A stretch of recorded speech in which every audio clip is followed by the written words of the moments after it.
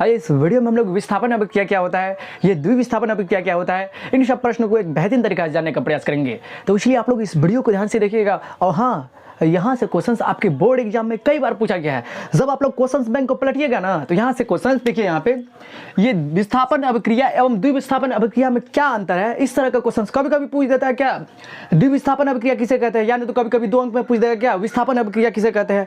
यहाँ से क्वेश्चन चाहे सब्जेक्टिव के रूप में या नहीं तो इसी का ऑब्जेक्टिव के रूप में कोई इक्वेशन दे देगा, कोई समीकरण दे देगा और पूछेगा ये किस प्रकार की रासायनिक अभिक्रिया का उदाहरण है। तो इससे पहले संयोजन अभिक्रिया किसे कहते हैं, वियोजन अभिक्रिया किसे कहते हैं, इसके बारे में हमने एक बेहतरीन तरीका से आपको समझा दिए हैं। आज के इस वीडियो में हम लोग बेहतरीन तरीके से जानने का प्रयास करेंगे ये विस्थापन अभिक्रिया क्या होता है और इसके बाद ये द्विविस्थापन अभिक्रिया क्या होता है।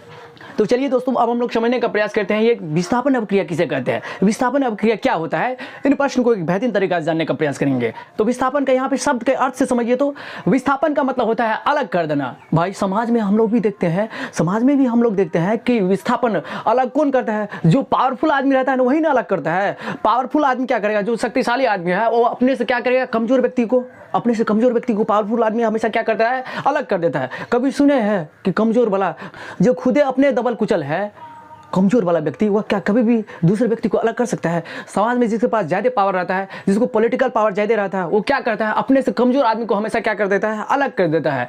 तो जिस तरह से हम लोग यहाँ पे देखते हैं कि अधिक पावरफुल आदमी जो ज़्यादा शक्तिशाली रहा है वो अपने से कमजोर को क्या कर देता है, अलग कर देता है। ऐसी बात तो कभी नहीं सुने हैं। कभी सुने हैं जो दबल कुचल, जो अपने कमजोर है, जो अपने गरीब है, दूसरे को क्या अलग करेगा, वो तो खुद अलग है। तो जो खुद अलग है वो क्या किसी को अलग कर पाएगा। इसका मतलब जिस तरह से यहाँ पे हम लोग समझ रहे हैं कि अधिक पावरफुल लोग अपने से कमजोर आदमी को अलग कर देता है, ठीक उसी तरह से यहाँ पर भी समझिए ना, विस्थापन अभिक्रिया का मतलब होता है जब अधिक अभिक्रियाशील तत्व अपने से कम अभिक्रियाशील तत्व को उसके यौगिक से विस्थापित कर दे, उसे ही हम लोग क्या कहते हैं, विस्थापन अभिक्रिया।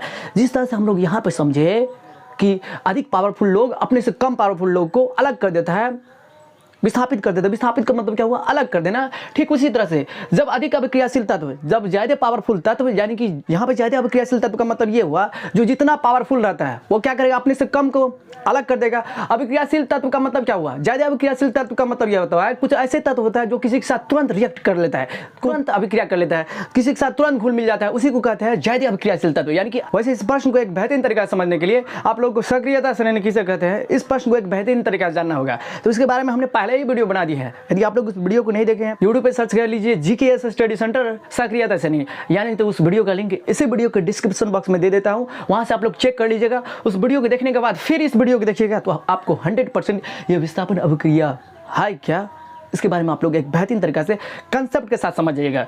देखिए, जब हम लोग जानते हैं कि अधिक पावरफुल लोग, अधिक शक्तिशाली लोग अपने से कम शक्तिशाली आदमी को अलग कर देता है, तो हम लोग को जब जानना है ना वो अधिक शक्तिशाली लोग है कौन। ये ऐसे नहीं कहेंगे कि अधिक अभिक्रियाशील तत्व अपने से कम अभिक्रियाशील तत्व को अलग कर देता है, वैसे हम लोग कहते हैं और भाई वो है कौन, उसका नाम भी नहीं जानेंगे। फलना कौन पावरफुल लोग है तो उसका नाम भी नहीं जानना है, तो कौन अधिक अभिक्रियाशील तत्व है और कौन कम अभिक्रियाशील तत्व है, इसके बारे में आप लोग को जानना है। तो वो सक्रियता श्रेणी आपको याद रखना ही पड़ेगा, सक्रियता श्रेणी उस वीडियो को देखना ही पड़ेगा। भाई सिर्फ इतना ही तो बात जान लेंगे कि अधिक पावरफुल लोग अपने से कम सक्रिय तत्व को अलग कर देता है, और इसके बारे में हम लोग को जानना भी नहीं पड़ेगा कि कौन अधिक पावरफुल तत्व है, कौन कम पावरफुल तत्व है। ये ऐसे नहीं याद कर लेंगे अधिक पावरफुल लोग अपने से कम पावरफुल लोग को अलग कर दे, अब अधिक पावरफुल लोग है कौन, उसके बारे में हमको जानकारी ही नहीं है, तो पढ़ के क्या फायदा। तो इसके बारे में कि कौन सा तत्व अधिक अभिक्रियाशील तत्व है और कौन सा तत्व कम अभिक्रियाशील तत्व है। देखिए भाई, मेरे वीडियो को देखने के बाद आपको दूसरा वीडियो देखने की आवश्यकता नहीं पड़ेगा। क्यों? क्योंकि हम एक ही बात को बार बार समझाने की कोशिश करते रहते हैं।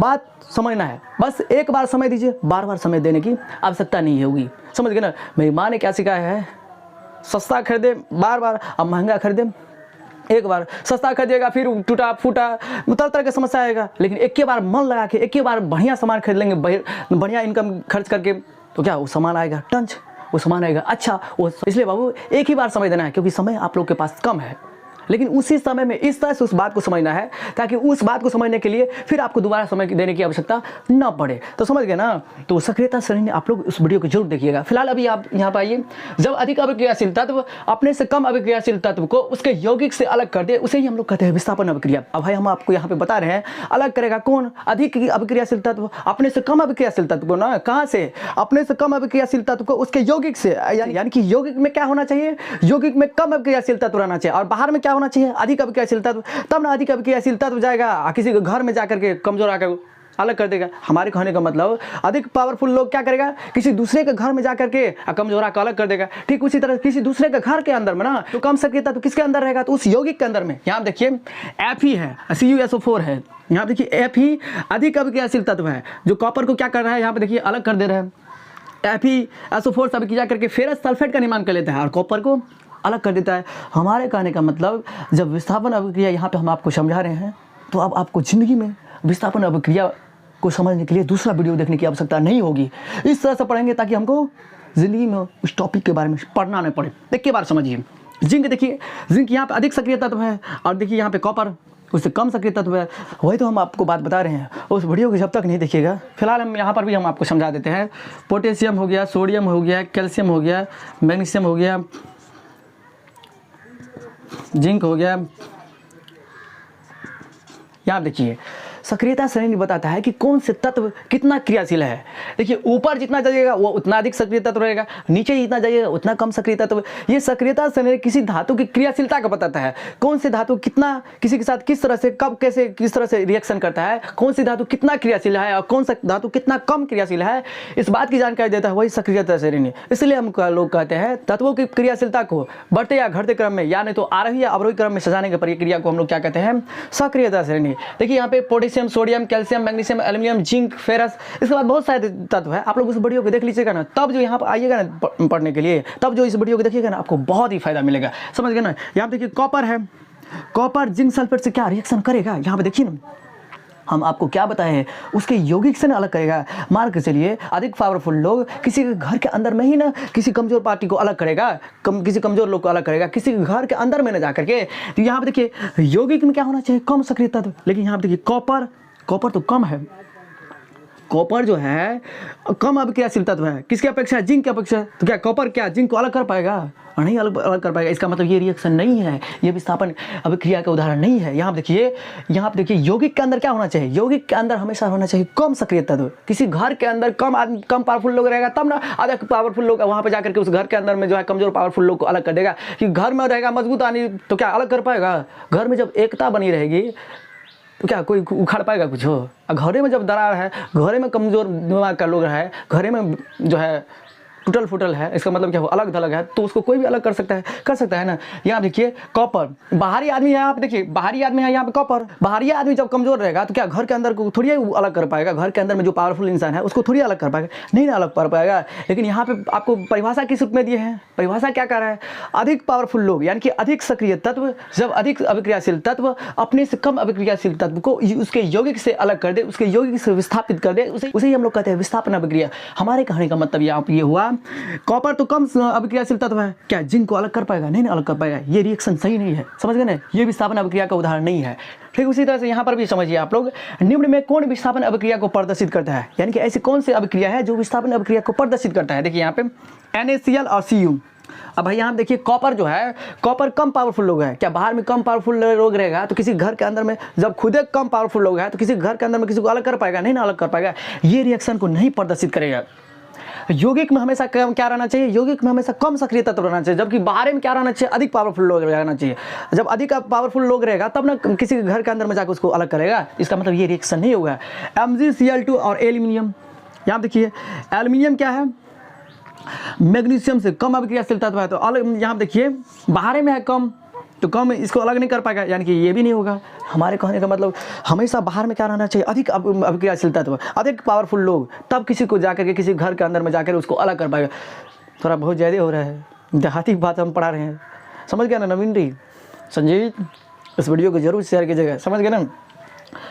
और जितने भी बच्चे हैं आपको समझ में नहीं आ रहा है और आपको लग रहा है कि हम ज़्यादा भाषण दे रहे हैं, तो आप लोग जरूर कमेंट कीजिएगा, सर जी सिर्फ पढ़ाई की बात कीजिए, हम लोग समझ रहे हैं। हम लोग को ये जो है इतना जिट जाट करने की आवश्यकता क्यों पड़ती है। हम चाहते हैं कि बच्चा को देहाती भाषा में एक बेहतरीन तरीका से समझा दे, बच्चा को समझना जरूरी है, चाहे जिस तरह से समझें। आप देखिए FeSO4 और Ag, चांदी है, यहाँ देखिए चांदी, देखिए यहाँ पे क्या लोहा। तो हमेशा देखिए यौगिक में होना चाहिए कम सक्रिय तत्व, तब ना बाहर वाला अलग करेगा। किसी घर के अंदर में कम सक्रिय तत्व रहेगा, कम पावरफुल लोग रहेगा, तब ना बाहर का आदमी अलग करेगा। यही कह रहा है कि कम पावरफुल लोग को अलग कर देगा कौन, अधिक पावरफुल लोग तब उसको विस्थापन अभिक्रिया करेंगे। यानी कि बाहर में क्या रहना चाहिए, बाहर में अकेले में क्या रहना चाहिए, अधिक अभिक्रियाशील तत्व। यहाँ देखिए ये खुद क्या है, कम अभिक्रियाशील तत्व। बाहर में कम अभिक्रियाशील तत्व है तो क्या इसको अलग कर पाएगा, ये भी नहीं होगा विस्थापन अभिक्रिया। विस्थापन अभिक्रिया को समझने के लिए उसके बाहर में जो तत्व रहना चाहिए वो रहना चाहिए अधिक अभिक्रियाशील तत्व। यही कहता है यह परिभाषा अधिक अभिक्रियाशील तत्व अपने से कम अभिक्रियाशील तत्व को यौगिक से अलग कर दे। यानी कि जो भी अधिक अभिक्रियाशील तत्व रहेगा वो बाहर में रहेगा। यहाँ पे देखिए कॉपर अधिक सक्रिय तत्व है किसके अपेक्षा, चांदी की अपेक्षा। इसका मतलब ये रिएक्शन सही होगा।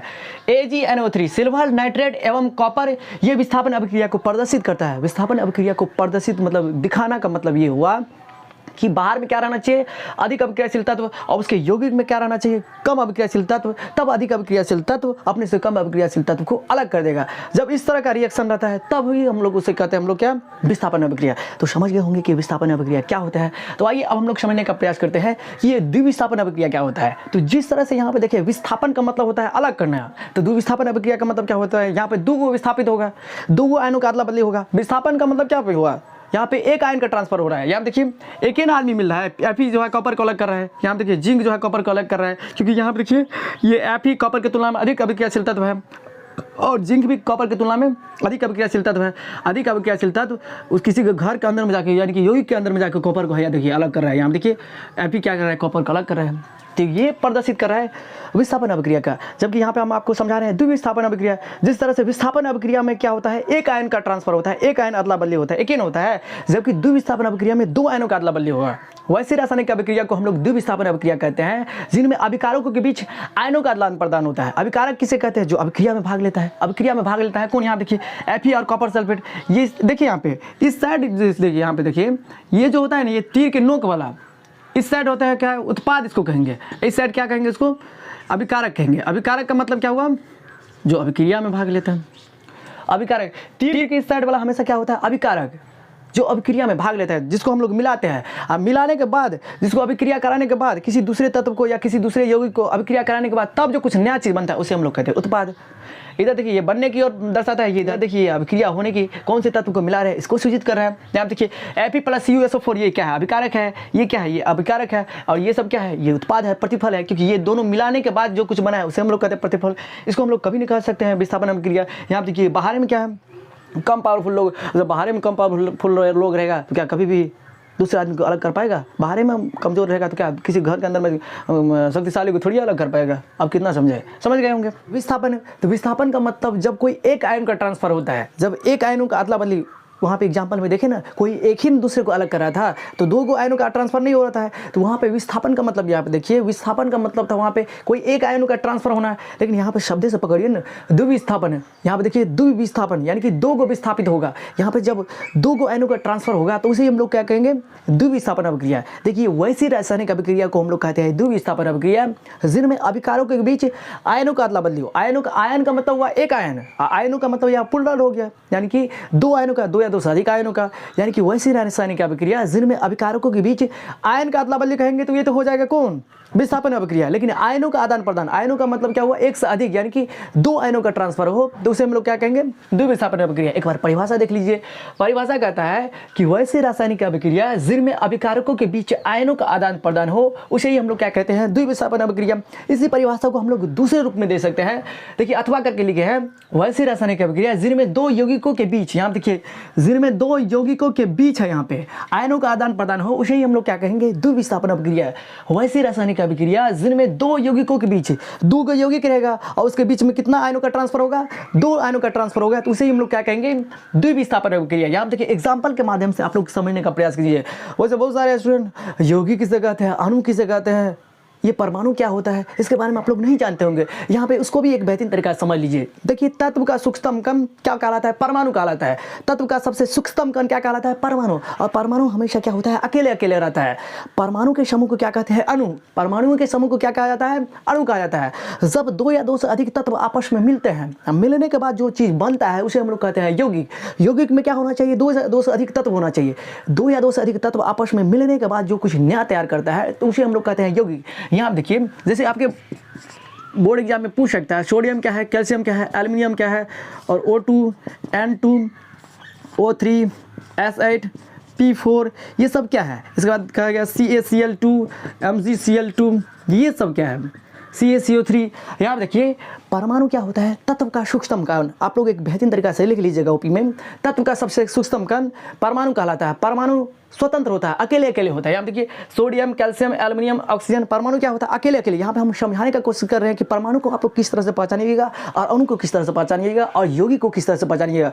पूछ देगा निम्नलिखित में कौन एक अणु है, निम्नलिखित में कौन एक परमाणु है, निम्नलिखित में कौन एक यौगिक है, तो बात को समझे रहिएगा तब ना वहाँ पर जवाब दीजिएगा। तो एक बेहतरीन तरीका से समझना जरूरी है। यहाँ देखिए सोडियम, कैल्शियम, एल्युमिनियम, ये सब क्या है, ये एक परमाणु है। अब बोलिएगा सर जी परमाणु कैसे है, कैसे हम समझेंगे कि ये परमाणु है, क्योंकि ये अकेले अकेले आया है। सोडियम यहाँ देखिए अकेले है, कैल्शियम देखिए यहाँ पे अकेले है, एल्युमिनियम देखिए यहाँ पे अकेले है।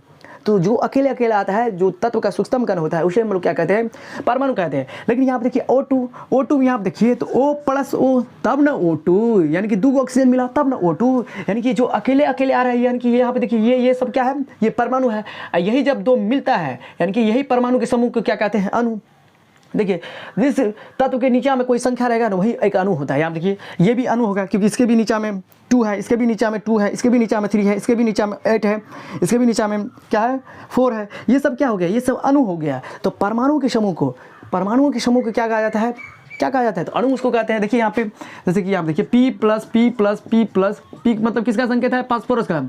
इसके बाद देखिए यही तब ना आया, यानी कि परमाणु के समूह को अकेले अकेले मिल करके, यहाँ देखिए अकेले 4 फास्फोरस अकेले अकेले मिलकर तब ना P4 का निर्माण किया है। तो परमाणुओं के समूह को कहते हैं अणु। इतना बात समझिए, किसी भी तत्व के नीचे में जब संख्या लगल है, लेकिन तत्व सेम होना चाहिए।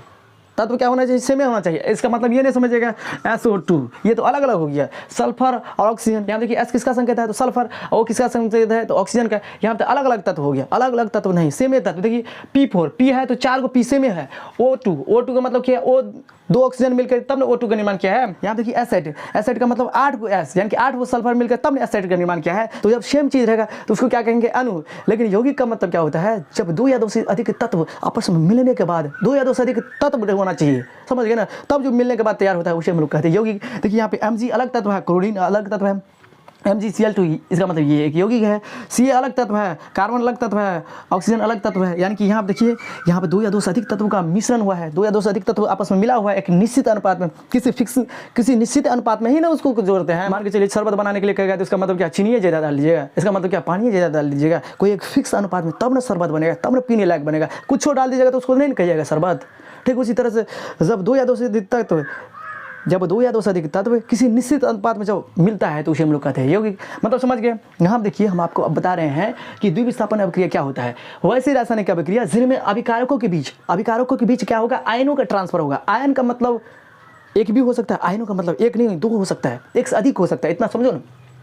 वैसे रासायनिक अभिक्रिया जिनमें अभिकारकों के बीच आयनों का अदला बदली, नाम से स्पष्ट है, द्विविस्थापन। यहाँ पे 2 आयनों का ट्रांसफर होगा तब उसे हम लोग कहेंगे द्विविस्थापन। देखिए यहाँ पे वैसे रासायनिक अभिक्रिया दूसरे परिभाषा के रूप में, वैसे रासायनिक अभिक्रिया जिनमें 2 यौगिकों के बीच आयनों का आदान प्रदान हो उसे हम लोग क्या कहेंगे, द्विविस्थापन अभिक्रिया। अब आइए एग्जाम्पल के माध्यम से एक बेहतरीन तरीके से हम आपको समझाने की कोशिश करते हैं। यहाँ देखिए सोडियम सल्फेट है Na2SO4 और बेरियम क्लोराइड है BaCl2। देखिए ना, सोडियम को Na, SO4 को कहते हैं सल्फेट, Ba को कहते हैं बेरियम, क्लोरीन Cl2। यहाँ देखिए ये दोनों रिएक्शन कर रहा है, एक दूसरे के साथ अभिक्रिया करता है, क्या बनाता है BaSO4 प्लस NaCl। यहाँ देखिए Ba के साथ क्या मिल गया, SO4। यहाँ देखिए एक आयन का ट्रांसफर हुआ है, एक आयन आपस में मिला। अब इसके बाद देखिए Na के साथ कौन मिला है, क्लोरीन। यहाँ देखिए 2 आयनों का ट्रांसफर हो रहा है ना, 2 आयनों का अदला बदली हो रहा है ना, तो इसे हम लोग कहते हैं द्विविस्थापन अभिक्रिया। देखिए यहाँ पे SO4 मिल जाता है बेरियम के साथ और सोडियम मिल जाता है क्लोरीन के साथ, यानी कि 2 आयनों का अदला बदली हो रहा है, 2 आयन एक्सचेंज कर रहा है, बदल रहा है, तो उसे हम लोग कहते हैं द्विविस्थापन अभिक्रिया। इतना बात समझिए, जब 2 यौगिक गिरेगा ना तो फटाक से न मार दीजिएगा, बिना सोचे समझे द्विविस्थापन अभिक्रिया, क्योंकि 2 यौगिक है तो इसका मतलब 2 आयनों का ट्रांसफर जरूर हुआ होगा, समझ गए ना, तब नहीं ये रिएक्शन करेगा। रिएक्शन नहीं करेगा तो इसका मतलब कुछ है ही नहीं है। रिएक्शन कर रहा है और 2 यौगिक है, इसका मतलब क्या है, वही द्विविस्थापन अभिक्रिया होगा ही। तो इसको पहचानने का तरीका समझे। जब ये 2 यौगिक देखिएगा, यौगिक को पहचानने के लिए हम आपको बता दिए। देखिए Ag अलग तत्व है, नाइट्रोजन अलग तत्व है, ऑक्सीजन अलग तत्व है। जब अलग अलग तत्व किसी निश्चित अनुपात में मिले होते हैं उसे हम लोग कहते हैं यौगिक। यहाँ देखिए एक यौगिक, यहाँ देखिए एक यौगिक। जब ये 2 यौगिक हुआ तो इसका मतलब क्या हुआ, द्विविस्थापन अभिक्रिया हुआ। AgNO3 NaCl से अभिक्रिया कराता है, तो ये देखिए AgNO3 NaCl से अभिक्रिया करता है तो AgCl सिल्वर क्लोराइड और सोडियम नाइट्रेट का निर्माण करता है। देखिए सिल्वर नाइट्रेट जब सोडियम क्लोराइड से अभिक्रिया करता है तो सिल्वर क्लोराइड और सोडियम नाइट्रेट का निर्माण करता है। यहाँ देखिए Na मिल गया देखिए किसके साथ, NO3 के साथ। देखिए एक आयन का ट्रांसफर यहाँ पे हो गया। अब देखिए Ag मिल गया Cl के साथ। अब भाई मिलता किस तरह से, इसको भी समझना जरूरी है। धातु क्या होता है, धनिक। तो धनिक वाला क्या किसके पास जाएगा, अट्रैक्शन कब होगा, धनिक वाला गरीब के पास। तो पॉजिटिव क्या जाता है, माइनस के पास। देखिए Ag क्या है यहाँ पे, Ag है धातु। धातु क्या होता है, धनिक। धनिक का मतलब धातु को प्लस चार्ज होता है। और देखिए Cl क्या है, अधातु। अधातु इलेक्ट्रॉन को ले लेता है। जो इलेक्ट्रॉन को लेता है इसका मतलब अहाँ कर्जा लै छियै, तो अहाँ कर्जा लै छियै कब, जब अहाँ गरीब है तब ना। अब धनिक रहती तो अहाँ कर्जा थोड़ी लेती है। तो AgCl, Ag क्या है, धातु। धातु धनिक होता है, धातु पर प्लस चार्ज होता है। Cl क्या है, अधातु। अधातु पर नेगेटिव चार्ज होता है। प्लस माइनस में क्या होता है, अट्रैक्शन होता है। धनिक धनिक वाला के पास नहीं जाएगा, गरीब गरीब वाला के पास नहीं जाएगा। बोलेगा, समझेगा, गरीब गरीब के पास जाएगा तो कहेगा वो तो अपने गरीब है, वो हमको क्या देगा। समझ गए ना। धनिक धनिक में हमेशा ईर्ष्या होता है, समझ गए ना। तो कौन जाता है, गरीब धनिक के पास जाता है, यानी धनिक गरीब के पास जाता है। इसमें अट्रैक्शन होगा, यानी कि प्लस माइनस में अट्रैक्शन होगा। प्लस प्लस में रिपल्सन और माइनस माइनस में भी रिपल्सन। रिपल्सन का मतलब दूर भागेगा, अट्रैक्शन का मतलब नज़दीक आएगा। समझ गए ना। AgNO3 और NaCl ये दोनों रिएक्शन कर रहे हैं, तो AgCl और NaONO3 का निर्माण कर रहे हैं। देखिए प्लस वाला माइनस वाला के साथ, फिर प्लस वाला सोडियम यहाँ देखिए धनात्मक है, सोडियम NO3 से अभिक्रिया कर लेता है। धनात्मक ऋणात्मक पास जाएगा, फिर भी धनात्मक ऋणात्मक पास। इसी तरह का कंडीशन है, यही प्रकृति का नियम है। समझ गए ना। ये प्रकृति में भी नहीं देखते हैं, गरीब अमीर के पास जाएगा, अमीर गरीब के पास जाएगा, लेकिन धनिक धनिक के पास नहीं जाता है। ईर्ष्या करता है, दूसरे करता है। और गरीब भी गरीब के पास नहीं जाता है।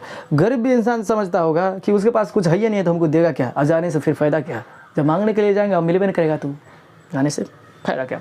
समझ गए। द्विविस्थापन अभिक्रिया का मतलब वैसी रासायनिक अभिक्रिया जिनमें अभिकारकों के बीच आयनों का आदान प्रदान हो। इतना समझिए। यहाँ से 2 क्वेश्चन आपको चाहे सब्जेक्टिव के रूप में, चाहे नहीं तो ऑब्जेक्टिव के रूप में क्वेश्चन पूछा जाएगा। पूछ देगा निम्नलिखित में कौन द्विविस्थापन अभिक्रिया का उदाहरण है। तो द्विविस्थापन अभिक्रिया को एक ही बार में समझ लेंगे। कब, जब देखेंगे उस प्रश्न में, उसी रिएक्शन में देखेंगे 2 यौगिक है, तो ये 2 यौगिक है, इसका मतलब द्विविस्थापन अभिक्रिया होगा ही, क्योंकि 2 यौगिकों के बीच 2 आयनों का ट्रांसफर होगा ही। समझ गए ना। अभिस्थापन अभिक्रिया के बारे में इससे पहले हम बता ही दिए। तो आशा करते हैं कि इस प्रश्न को एक बेहतरीन तरीके से आप लोगों ने समझ गए होंगे। तो चलिए दोस्तों, फिर मिलेंगे नए वीडियो में। वैसे इस वीडियो को आप लोग जरूर दूर दूर तक, गाँव मोहल्ला तक इस वीडियो को जरूर शेयर कीजिएगा, ताकि ज़्यादा से ज़्यादा बच्चा जुड़ पाए। अब हम जो है आप ही लोगों के लिए क्वेश्चन बैंक की तैयारी एक बेहतरीन तरीके से इसी चैनल के माध्यम से करवा रहे हैं। अभी जितना भी क्वेश्चन हम कराए हैं, ये सारे क्वेश्चन हम आपके बोर्ड एग्जाम में कई बार क्वेश्चन पूछा गया। किसी भी बोर्ड में, चाहे बिहार बोर्ड में है, चाहे यूपी बोर्ड में, किसी भी बोर्ड में, झारखंड बोर्ड में, आप लोग क्वेश्चन बैंक उल्टा के देख लीजिए ना, क्या इस तरह का क्वेश्चन नहीं पूछा है। एक बार देख लीजिए, आप लोग देख लीजिए। समय बहुत कम है, इसी समय में आप लोग को ज़्यादा प्राप्त करना है। समय अधिक नहीं चाहिए, बल्कि इसी समय में अधिक चाहिए। जबरदस्त जो दुनिया का सबसे शक्तिशाली इंसान एक समय था का मतलब कि अभी भी है। जब उसका नाम नहीं जानते हो, अमेजन का CEO, जो फ्लिपकार्ट जिस तरह से होता है, अमेजन भी ना है, उसी का कहावत है, उसी का गोल्डन स्टेटमेंट है। समय अधिक नहीं चाहिए, बल्कि उसी समय में अधिक चाहिए। बात समझ रहे हैं। तो आप लोग इस प्रश्न को एक बेहतरीन तरीके से समझ गए होंगे, हम आशा करते हैं। तो चलिए दोस्तों, फिर मिलते हैं नए वीडियो में। तब तक के लिए हमें विदा दीजिए। जय हिंद, जय भारत, पढ़ते रहिए, स्वस्थ रहिए।